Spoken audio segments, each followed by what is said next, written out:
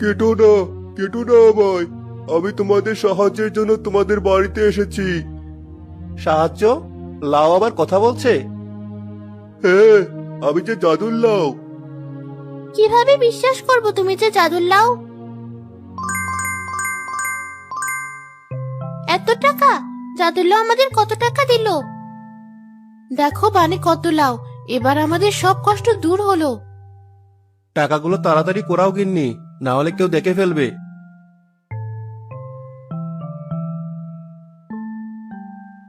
আমি এখনই হাটে যাচ্ছি। আমার ঋতু মায়ের জন্য আজ অনেক খাবার কিনে আনবো। গরুর মাংস আনবো। সকলে একসাথে খাবো আজ মন ভরে।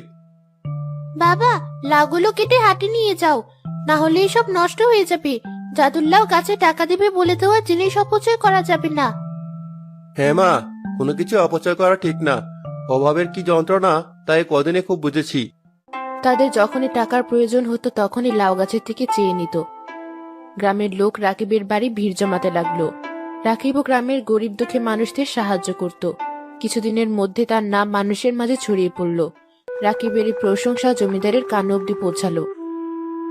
কদিন আগে যে না খেয়ে দিন পার করত, মানুষের দ্বারে দ্বারে কাজ খুঁজতো, সে কিনা মানুষকে সাহায্য করছে, বাড়ি গাড়ি করছে।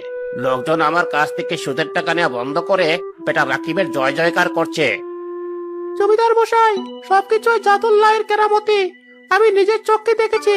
জাদুর লাউ রাকিবকে টাকা দিচ্ছে। বেশ, চল তো গিয়ে দেখি জাদুল্লাহ কেমন টাকা দেয়।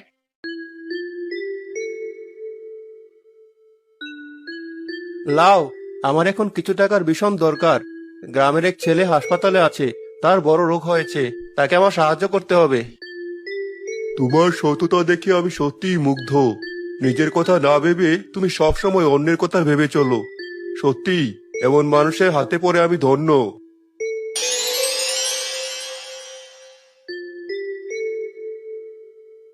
ধন্যবাদ জাদুর লাউ, তোমাকে অনেক অনেক ধন্যবাদ। এজন্যই তো বলে, বেটা দুদিনে এত টাকা কোথায় পেল?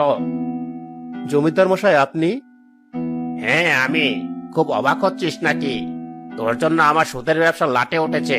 তোর এই লাউ গাছ কেটে তোর ডাক নাম আমি মাটির সাথে মিশিয়ে দেব। চলে যান এখান থেকে, চলে যান বলছি। এই, তোরা হা করে দাঁড়িয়ে দেখছিস কি? ধরে এগুলোকে দড়ি দিয়ে শক্ত করে বেঁধে ফেল। ছাড়ো, আমাদের ছাড়ো বলছি। দুষ্ট লোক, ছেড়ে দাও আমার বাবা মাকে। ছাড়বো ছাড়বো, আগে তোদের এই গাছটা তো কেটে রে। এই গাছটি একদম গোড়া থেকে কেটে উপড়ে ফেল।